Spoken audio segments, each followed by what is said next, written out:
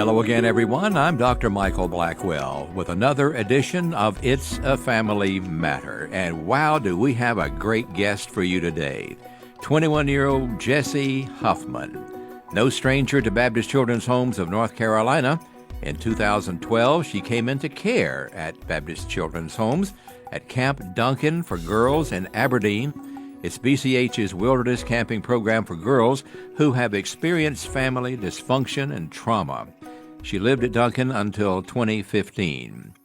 Now, you were born in China. You've been adopted twice. You've experienced all kinds of hurt and heartache from past circumstances. But I'll tell you what, if I've ever seen anybody that has adapted to situations, overcome, and are absolutely positively determined to make a difference in this world, it is you, Jessie Hoffman. Welcome to It's a Family Matter. Thank you. You're living in St. Augustine, Florida now, and where do you go to school? Flagler College. And what are you majoring in there?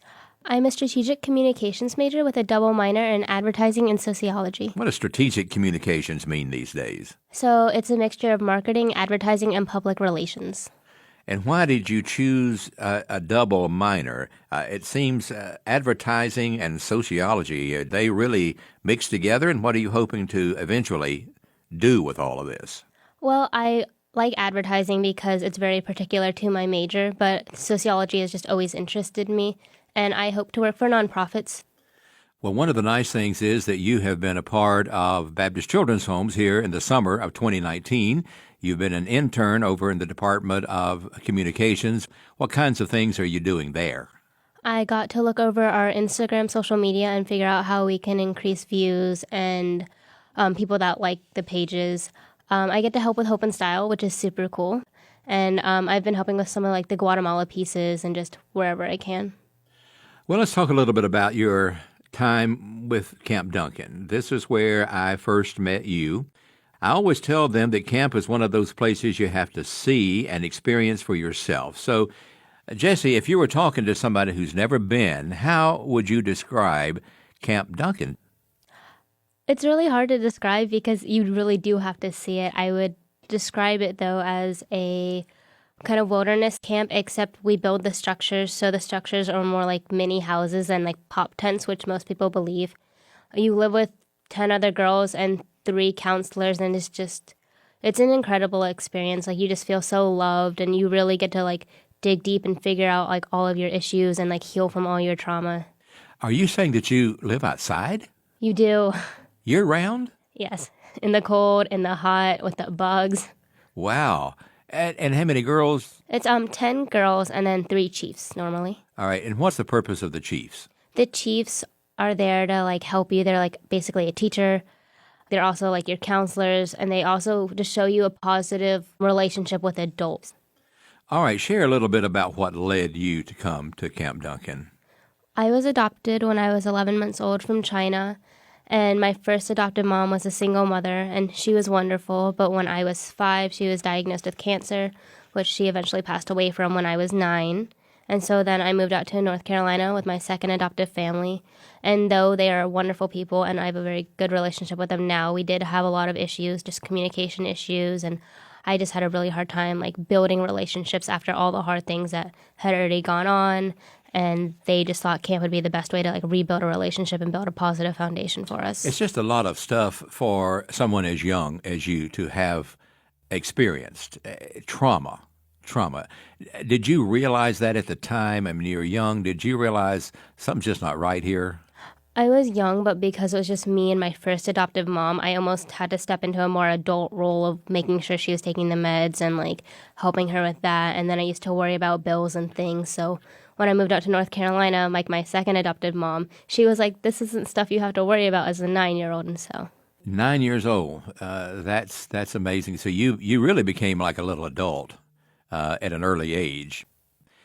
Now, when you came in and you were there, a couple of years or so, did you have influences on the girls that were there? In other words, as new girls came in, did you find yourself saying, hi, can I help? Yeah, for sure. I think that's the biggest thing about camp is that you learn from each other and also help each other. So everyone's super open, everyone knows each other's issues. And so whereas girls would help me and be like, I've been through this is what helped me out, you also do that to all the other girls, like, I've been through this situation, and though it's not exactly the same, this is what's helped me, and this is my support for you. Okay. Well, what was the things that camp taught you that you have carried with you now and put into practice? Camp teaches you so many important life skills, like how to build positive peer relationships and also with authority. I've kept a lot of the relationship with both my fellow campers and the chiefs. They just teach you how to like be patient and deal with all kinds of people because you don't know what anyone else is going through. Camp teaches you a lot of compassion and patience. Camp also teaches you about problem solving. So they had their system. It was like PSP, which is stating the problem and then figuring out the solution, but then making a prevention so that problem doesn't happen again. And I use that in my daily life because as an adult, I can't afford to make too many problems repetitively. So you see yourself as a compassionate person today? Camp definitely made me look at other people's situations through a different set of eyes. Yeah, and that's called empathy.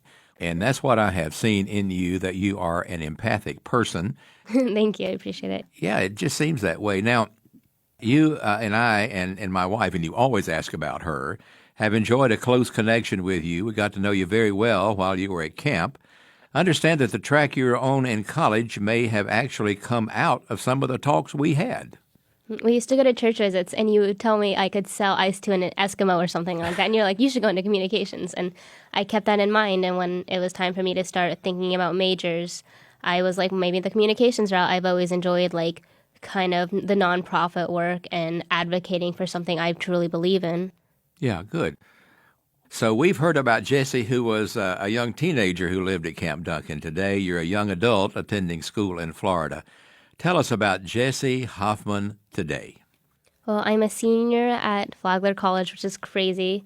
After I finish my bachelor's degree, I hope to go on and get my master's in nonprofit management. That way, I could hopefully work for an organization like BCH, like who knows where, but I really want to work with foster kids and like at-risk teens.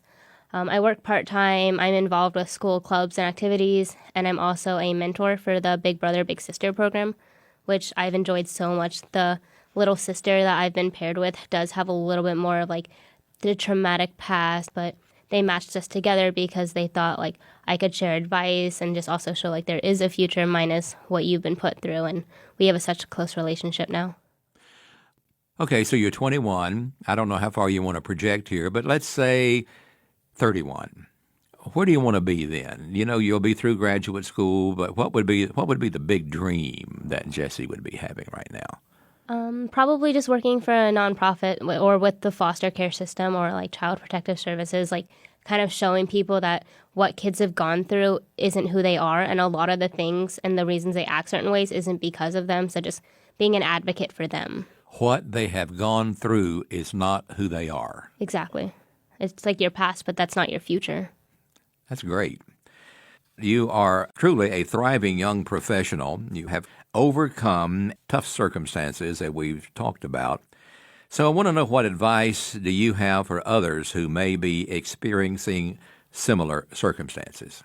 I think the biggest thing that keeps me going is to realize what's happened to me isn't who I am, but also like I'm the only one that gets to determine my future and which path I go. So surrounding myself with people that are going to encourage me and love me, but also like having a goal and just going for it all the way. Like not letting anyone else distract me or tear me down, but knowing if I set my mind to something, I can do it. Now, how are you coming with that? I mean, are you able to have that kind of self-confidence that you don't get buffeted around by, every little wind here and there? Are you able to stand tall and square your shoulders back and do what you know you need to do? So I have a really close relationship with my mom now, and she's always great to talk to. But then also being so far away from home and everything, I have made a really close group of friends. We go to church together. We study together. They kind of know my story. I know their stories. We just encourage each other, and we tell each other to keep going for our goals. And I found that like being really helpful and positive. Yeah. I tell people sometimes, if I can remember all this, don't let anybody put you down. Don't let anybody jerk you around. Don't let anybody silence your sound, because you have a voice that is profound. And that's what I feel about you. Stay above the fray. Stay who you are. Stay true to what you learned at Camp Duncan and BCH. Stay true to the values that you learned this summer, and be who you were meant to be. Who knows what the future may hold? You're an amazing young lady. We're very, very proud of you. What might be a word that you could say to anybody who's listening right now? I guess just remember that God has a plan for you, and if you listen to him and you use the gifts he gives you, he'll use you for his purposes. What are the gifts that you think you have? Well, I'm a good communicator, and I am an empathetic person, and I think God gave me those gifts to be able to work with kids or adults or teens that maybe need it and don't have a voice for themselves or haven't figured out how to use it yet. So you're an advocate. Hopefully. Yeah. If they see something in you that you believe in them, because, Jessie, there are a lot of people walking around today who just keep their head down all the time, who have been discouraged and depressed and despondent, and then they see somebody like Jessie Hoffman that's got this sparkle in your eyes and this radiant smile, and they say, I want something that this young lady has.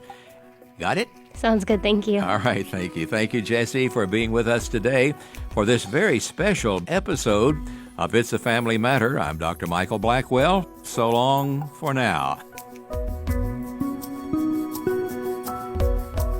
It's a Family Matter is a production of Baptist Children's Homes of North Carolina. To learn more, visit us at www.bchfamily.org. You can also find us on Facebook. Be sure to subscribe, then share our podcast with a friend.